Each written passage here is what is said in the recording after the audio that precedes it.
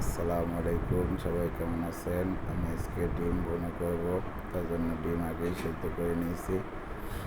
ডিম সেদ্ধ সরা শেষ হয়ে গেছে, আমার ডিম চলতে চলাও শেষ। আমি এখন ডিমে ফেয়ে দিচ্ছি, যাতে ডিমের ভিতরে মশলা রেখে মশলা মাখায় চুলা গরম তেলে মেয়ে দিয়েছি। ফুটে উঠতেছে, আমার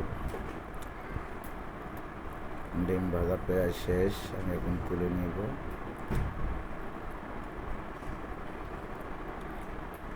ডিম ভাজা শেষ হয়ে গেছে, উঠে ফেলেছি। এরপর ভুনা করার জন্য ফাঁকে একটু মেয়ে বললো, হ্যালো গাইস, কেমন আছেন?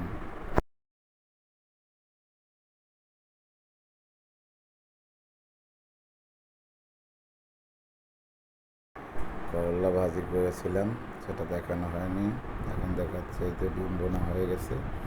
ওয়াও, একটা কালার এসেছে, করলাও একটা ভালো কালার এসেছে। এখন আমি খাবো, নিয়ে নিয়েছি। সেই একটা টেস্ট হয়েছে আজকে।